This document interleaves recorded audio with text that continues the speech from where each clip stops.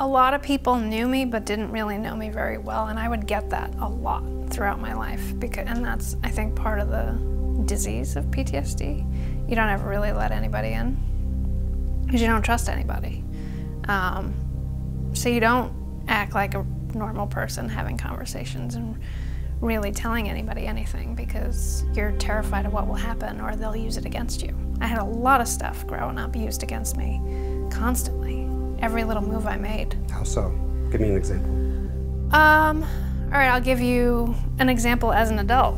I have relatives that live in New Hampshire, and they had invited Todd and I to dinner, and I ended up in a meeting at work late, so I called them and said we're going to be a half hour late to dinner. I gave them 2 hours notice for that because by the time I got home from work and got Todd there, I knew it would be about a half hour late, but I said we might be on time, just want to let you know. They're mentally ill, so they went absolutely ballistic, screaming on the phone that they took the whole day off to cook dinner, and how dare I be so disrespectful and not care about the time that they spent. And then they would slam the phone down and call Todd and say that he better get control of his wife and make, you know, it went on, and then they'd call back and scream at me again, all while I'm trying to drive home from work. So we didn't go to dinner. I wouldn't have gone. But that's how my childhood was, you know. The same woman, and her, you know, I was raised by my grandparents, so her mother was even worse. But I didn't really know her because she lived in New Hampshire, but she'd come down, bring my cousin, and we'd camp at Montauk Point every year for a week. And I loved the beach, and I would spend all week, every day in the water. And one time she was, you know, watching me, not that I really needed to be watched, I was probably like 10, 11 years old. And I went down to go get in the water, and she came running after me out of nowhere and just started hitting me. And I'm like, why are you hitting me? I told you not to go in the water. I'm like, when did you tell me not to get in the water? I didn't even know you were on the beach. She literally came running down the beach to start beating on me. So, and I was so used to that kind of treatment. I went and lived with her when I went to college. So I say, oh, I'm gonna go read a textbook. I'm gonna go do my homework at the beach.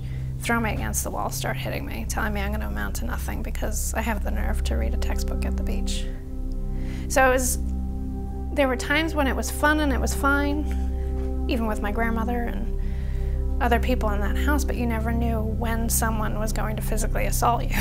So that made it impossible for me to really open up to anyone because you could hit me at any time. Not saying that you would, but that's what I grew up with. So you always had to be guarded. And it took a while. I finally, in 2009,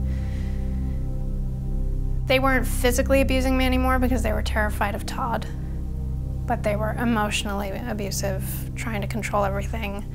I'd go away for a weekend, come back with 13 messages on my voicemail on my cell phone. Where are you? Why aren't you at home? So 2009, I just said, enough. This is done. Don't contact me ever again, to every single member of my family. And it took that to finally let my brain heal and learn that not everybody is terrifying. Not everybody's going to hit me or throw me against a wall just for wanting to read a book in the sun. And my brain started to heal. Medication helped. I'm not on it anymore, but it helped get over that hump. And then going out, talking to people, making those connections with people, and being very open about stuff helps retrain my brain that I don't have to live in that world anymore. It's hard to push through, but doing that has really made me healthy, I think. So I keep doing it.